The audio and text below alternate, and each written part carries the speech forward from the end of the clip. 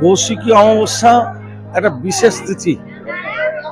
12টা অমাবস্যার মধ্যে এই তিথিতে মানে কথিত আছে সাধক বামদেব মায়ের দর্শন পেয়েছিলেন। শুম্ভ নিশুম্ভকে বধ করে দেবী কৌশিকী অশুভ শক্তিকে পরাজিত করেছিলেন, শুভ শক্তির উদয় করেছিলেন।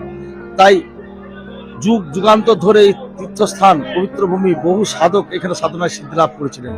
তাই এই দিনটিতে লক্ষ লক্ষ মানুষ ভিড় করেন তারাপীঠ মন্দিরে। আর এই লক্ষ মানুষের ভিড়ে যাতে ভক্তদের কোনো অসুবিধা না হয়, প্রথমত দর্শন, তাদের সুব্যবস্থা করা হয়েছে এবং গোটা তারাপীঠ জুড়ে নিরাপত্তার ব্যবস্থা জোরদার করা হয়েছে মন্দির সহ। সেখানে টিআরডিএ, মন্দির কমিটি, বীরভূম জেলা প্রশাসন, তারাপীঠ থানা সবাই যৌথভাবে কয়েক দফা মিটিং করে আমরা সেই ব্যবস্থা সুনিশ্চিত করেছি একদম।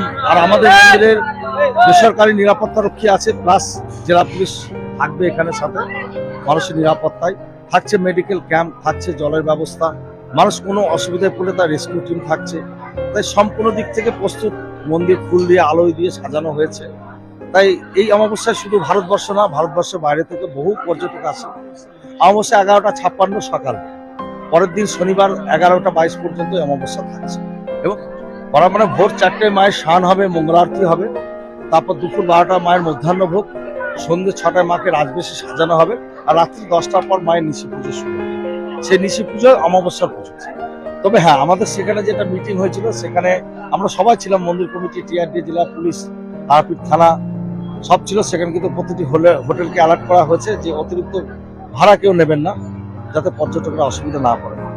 কিন্তু কোনো অভিযোগ হয়তো তাদের কাছে যদি জমা পড়ে, অবশ্যই তারা ব্যবস্থা নেবেন।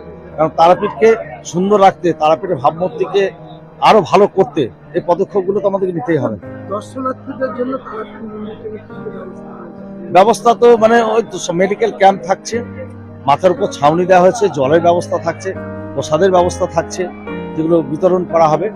আর সর্বশেষ লাইন যেখানে পড়বে সেই মাথার ছাউনি দেওয়া হচ্ছে বৃষ্টির সময় যাতে না ভেসে, এবং মেডিকেল ক্যাম্পে মানে স্বাস্থ্য পরীক্ষার সাথে সাথে মাকে যাতে ভালো করে পুজো দেখতে থাকে, যা যা দরকার সম্পূর্ণ ব্যবস্থা নেওয়া।